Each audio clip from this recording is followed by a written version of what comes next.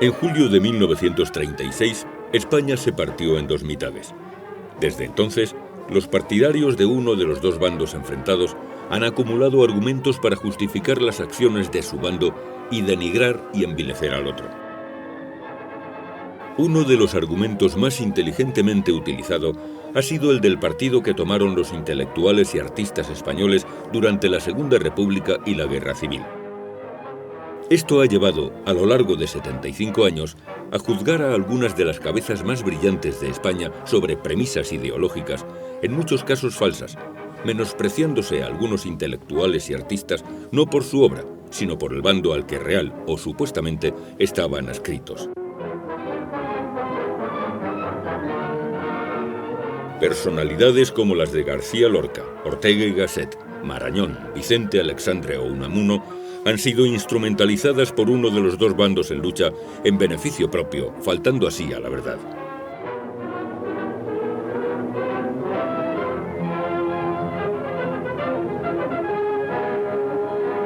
Los intelectuales españoles ante la Guerra Civil.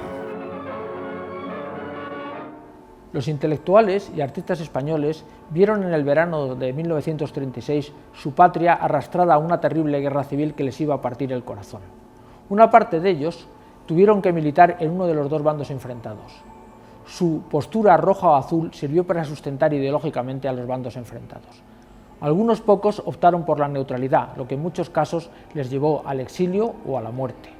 Estos probablemente fueron los únicos que comprendieron la verdadera tragedia que iba a romper el corazón de España. Los intelectuales y artistas de la guerra, una generación forjada en tiempos de la monarquía. En la España convulsionada por el fin de la vieja monarquía, muchos de nuestros intelectuales miraron al exterior. Vieron en Moscú, Roma y Berlín los caminos del nuevo pensamiento, de un orden nuevo, de un arte comprometido con la política que debía trabajar, luchar y crear para lograr una sociedad que nada tuviese que ver con la caducada España de la Restauración. Es una falacia que la República fuera un tiempo de gran altura intelectual y que se preocuparan de la cultura. Las personas que brillaron en la República, al fin y al cabo 5 años, habían ya brillado antes. La generación del 27 es la generación de la dictadura de Primo de Rivera, como su propio nombre indica. Y los que brillaron en esa etapa, empezaban a brillar, naturalmente cuajaron después, como toda la generación que escribió, que empezó a escribir en la anteguerra y en la guerra civil española. O sea que es otra falacia, igual que cuando se habla de la legalidad republicana, es otra falacia hablar de que la República supuso una etapa de esplendor cultural, de eso nada, venía de atrás o se cuajó más adelante. En el tiempo de la Segunda República y sobre todo al comienzo de la guerra, muchos intelectuales se radicalizaron al igual que hizo el resto de la sociedad española. Una parte optó por el Frente Popular y sus propuestas revolucionarias, mientras que otro grupo intelectual, numéricamente no menos importante, se situó a favor de las nuevas corrientes próximas al fascismo que triunfaban en toda Europa occidental.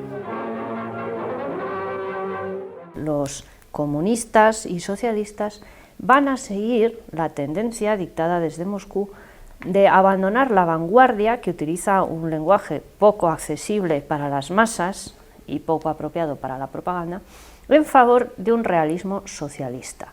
Y sin embargo, pues la vanguardia pura como movimiento estético sigue siendo defendida en las filas de algunos que se van a declarar abiertamente fascistas. Es el caso de Ernesto Jiménez Caballero, el gran promotor de las vanguardias, a través de su famosísima revista La Gaceta Literaria.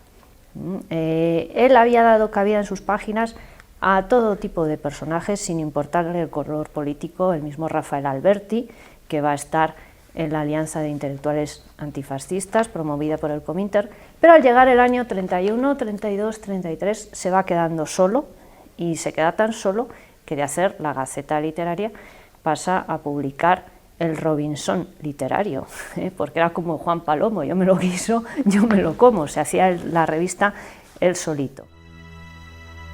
Hasta el comienzo de la guerra, incluso durante los primeros años de la República, los intelectuales y artistas habían podido convivir pacíficamente, incluso amistosamente, en las tertulias de los cafés, en el Ateneo o en la residencia de estudiantes.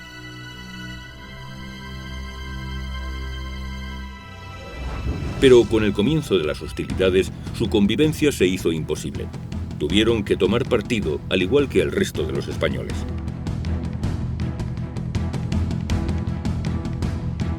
Intelectuales antifascistas.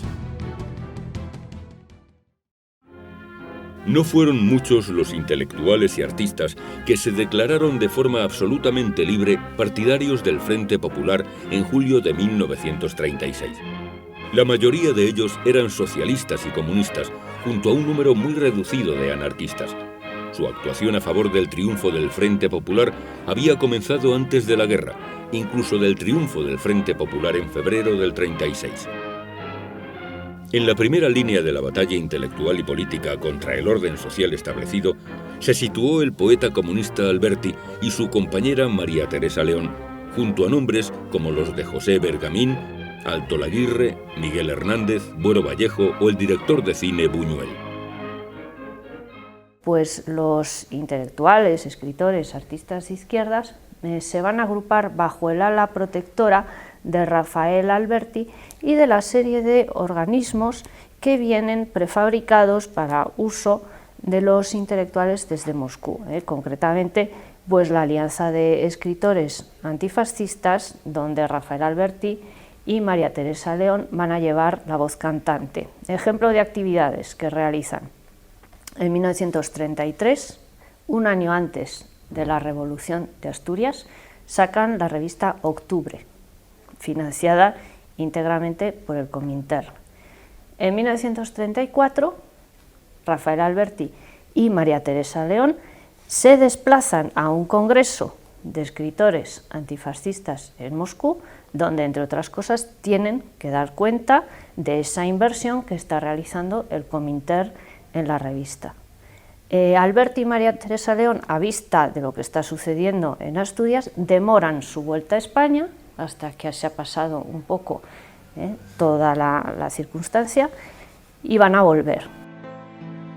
Al grupo liderado por Alberti pronto se sumaron nombres como los de los poetas León Felipe, Luis Cernuda, Luis Tapia, que dedicó un poema a la Pasionaria, y uno de los hermanos Machado, Antonio, autor de uno de los versos más conocidos de la poesía de guerra, el escrito en honor de Lister. Si mi pluma valiera tu pistola, de capitán contento moriría.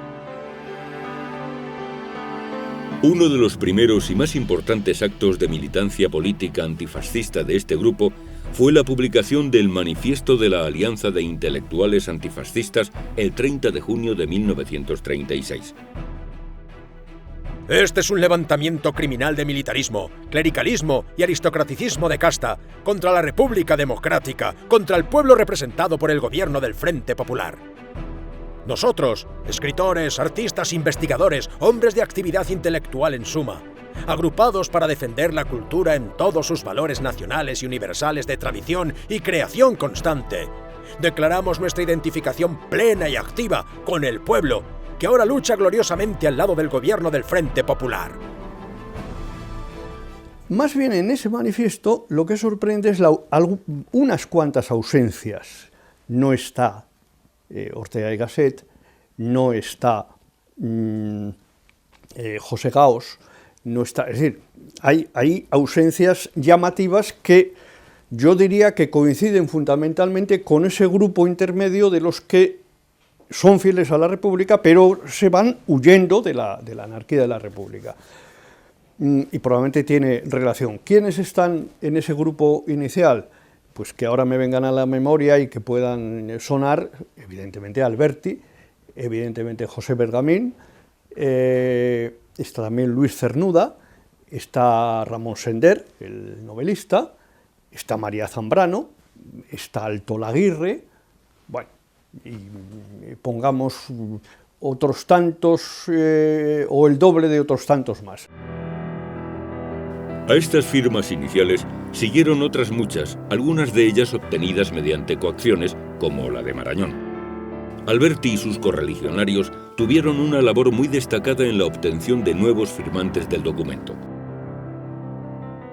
Con el comienzo de la guerra, poco a poco, se fueron sumando al Frente Intelectual Antifascista muchos partidarios del Frente Popular, como los pintores Joan Miró, autor del famoso cuadro El payés catalán en revolución, Bela Zanetti o el escultor Victorio Macho.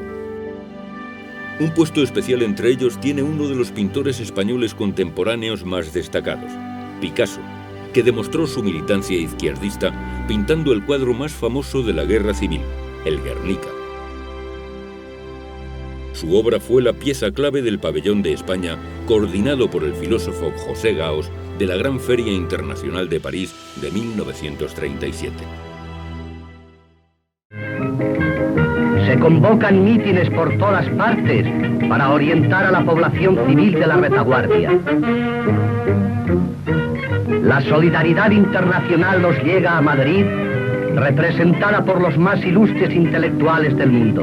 La inmensa mayoría de los intelectuales que se autodeclaraban antifascistas no defendían una república democrática, sino una revolución radical y violenta que cambiase la obsoleta estructura social, económica y política de lo que quedaba de la España conservadora y católica de tiempos de Alfonso XIII.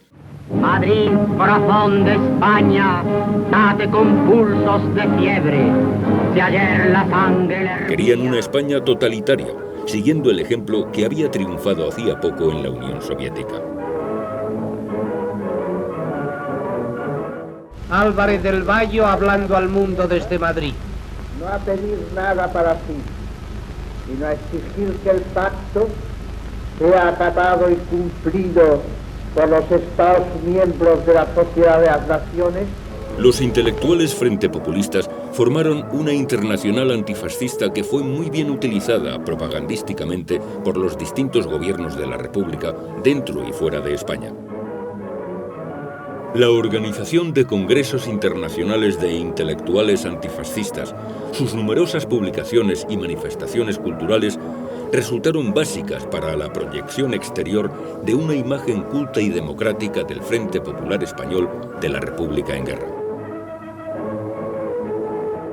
Durante la Guerra Civil, Alberti no hace más que desarrollar lo que había iniciado ya en los años anteriores al frente de esta alianza de intelectuales antifascistas. Saca una revista de combate destinada al frente que se llama El Mono Azul, frente a otra de corte más alto, que no promovía él, por cierto, sino Alto Laguirre, que es Hora de España. Digamos que Hora de España va a ser la revista de alta cultura de la España republicana en Guerra Civil, y El Mono Azul, pues la revista destinada a un combatiente obrero. En ella pues incluyen composiciones poéticas, por llamarlas de alguna manera, porque son bastante groseras, bastante burdas, pues de Rafael Alberti y de otros poetas que abrazan esta causa, como es el caso de Miguel Hernández. El Mono Azul, digamos, desde mi punto de vista, es una revista que hay que valorar únicamente como un esfuerzo de propaganda que presenta una visión idealizada de la realidad, digamos, paralelo a lo que es jerarquía, por ejemplo, la revista negra de Falange en la zona nacional, digo, por poner un ejemplo, es decir, que son expresiones idealizadas y idealizadoras, con una misión fundamentalmente de ese carácter, de las dos actitudes, las distintas actitudes en la guerra. En este grupo de milicianos de la cultura serán muy pocos los que bajaron alguna vez a las trincheras. La mayoría se quedaron combatiendo en retaguardia, lo que no les impidió fundar su propia checa, la Checa de los Intelectuales, dirigida por el propio Alberti. Estaba adscrita a la Alianza Internacional de Intelectuales Antifascistas, estando instalada en el Palacio de Zabalburu y dedicada a depurar de fascistas la Academia Española y el mundo de la cultura republicana. Marañón, Ortega, Pérez de Ayala o la intelectualidad republicana sin bando.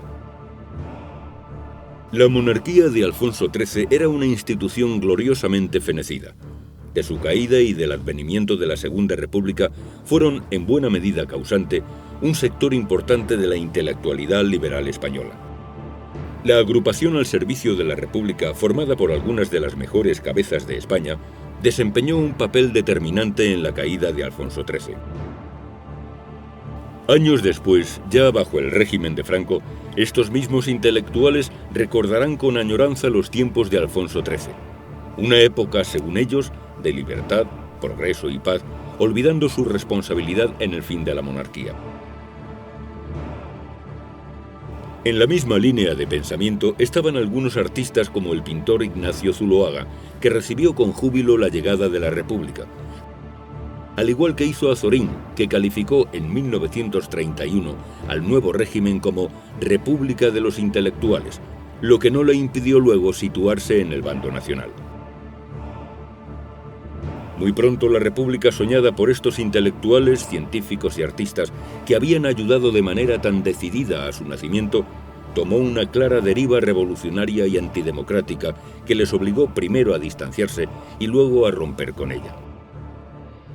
El 9 de septiembre, nuevamente en Crisol, Ortega publica el artículo Un aldabonazo, que termina con la frase: "No es esto, no es esto.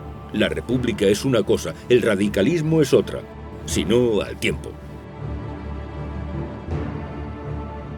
Entre los que permanecen fieles al gobierno de la República, hubo un sector muy importante que se sintió agredido por lo que comenzaba a suceder en el bando republicano y por tanto huyó de España, siendo ellos quizá mayoritariamente republicanos, huyó de España, pero huyó de la España republicana, para salvar la vida. El caso de Ortega y Gasset es el más conocido de todos. Se diga lo que se diga, Ortega y Gasset se exilia y por eso mismo luego puede volver, porque huye de lo que está pasando en España. Esta disidencia no impidió que cuando se produjo el golpe militar del 18 de julio, una personalidad como la de Marañón afirmase que era el momento de decir únicamente «Viva la República y España». Entre los intelectuales republicanos, pues se dieron los casos de los tres padres de la República. A Marañón se le llamó el partero de la República, porque en su consulta se fragó la salida de Alfonso XIII del poder, y Marañón, inmediatamente que se vio la deriva del Frente Popular, se exilió de España y se fue a París, asqueado, ¿no? Aquello de no es esto, pues naturalmente se lo tomó muy en serio.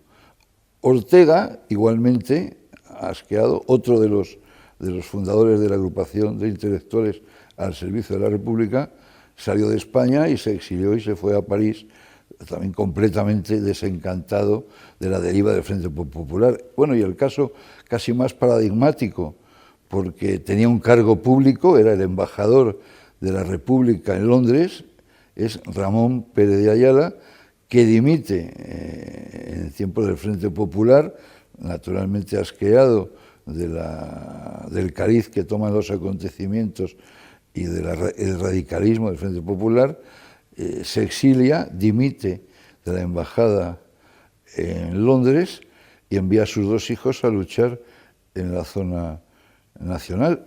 También habría que decir que Marañón envía a su hijo a luchar y a hacer un curso de alféizares provisionales en la zona nacional. Con el comienzo de la guerra, con las milicias de los partidos de izquierdas y de los sindicatos armadas y dueñas de las calles, los intelectuales liberales empezaron a ser vistos por los frentepopulistas como lo que realmente eran, burgueses conservadores, por muy republicanos que se autotitularan. El 23 de agosto fue asaltada la cárcel Modelo de Madrid y poco después fueron asesinados Melquiades Álvarez y Manuel Rico Abelló, secretario de la agrupación al servicio de la República. Todo empezó a ir de mal en peor para lo que algunos autores llaman la Tercera España. El 4 de septiembre de 1936, Largo Caballero asumió la presidencia del gobierno. El temor de los intelectuales republicanos ante una sovietización del ya muy radical Frente Popular se acentuó aún más.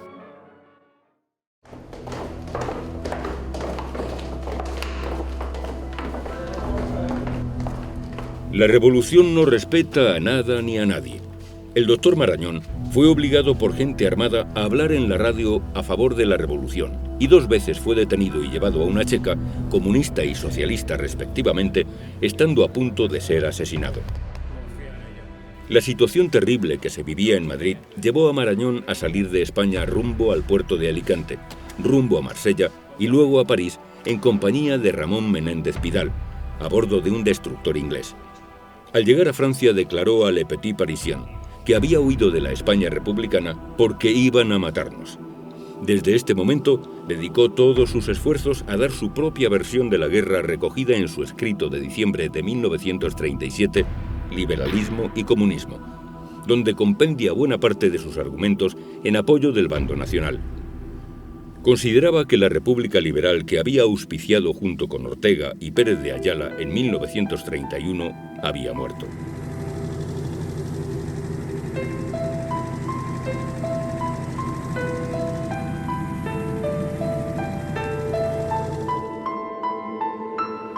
El camino del exilio que tomó Marañón también lo adoptaron Ortega y Gasset y Pérez de Ayala. El futuro premio Nobel y republicano convencido Juan Ramón Jiménez abandonó España en 1936, aprovechando su nombramiento como agregado cultural en Washington por el gobierno republicano. Lo mismo haría en 1936 la diputada del Partido Radical en las Cortes de 1931, Clara Campoamor, gran defensora del sufragio femenino.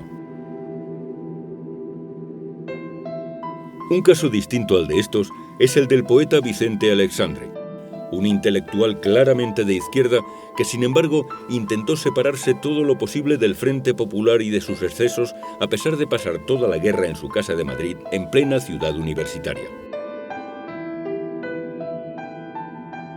Su casa de la calle Benitonia, hoy Vicente Aleixandre la calle, pues fue tocada por la aviación. Al fin y al cabo estaba en el barrio entonces llamado del Metropolitano, y solamente escribió 2 poemas en 2 periódicos de izquierdas, uno de ellos un periódico comunista, sobre los bombardeos de Madrid, de los cuales se arrepintió. Nunca en sus antologías quiso que aparecieran esos poemas, que consideraba de circunstancias, y muy pronto pues fue Premio Nacional de Poesía Francisco Franco. Nunca dejó de tener las ideas que había tenido, pero evidentemente tampoco guardó el más mínimo rencor, ¿no? Y también pues trabajó normalmente y escribió naturalmente cuando le tocó.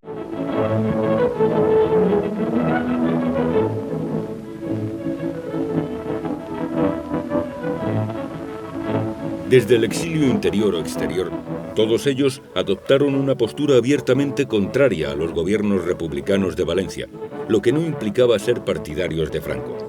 Se opusieron a los gobiernos de Largo Caballero y Negrín, pues como dijo Menéndez Pidal, a fuerza de propaganda han hecho creer a casi todo el mundo, y principalmente a las grandes y estúpidas democracias, todas las mentiras que han querido. ¡Qué enorme lección para todo! Sobre el presidente Negrín escribía Marañón a Pérez de Ayala el 13 de marzo de 1938. ¡Qué asco! ¡Qué asco! Tendremos que estar varios años maldiciendo la estupidez de estos cretinos criminales y aún no habremos acabado. Como poner peros, aunque los haya, a los del otro lado. Con todos sus defectos me parecen, y nos deben parecer arcángeles. Sin quererlo siento que estoy lleno de resquicios por donde me entra el odio que nunca conocí. Y aún es mayor mi dolor por haber sido amigo de tales escarabajos y por haber creído en ellos. La dura realidad de la guerra cambió muchas cosas. Los hijos de Ortega y los de Marañón lucharon voluntarios en las filas del bando nacional, llegando incluso un hijo de Marañón a ocupar un altísimo cargo en Fet de las Joncs.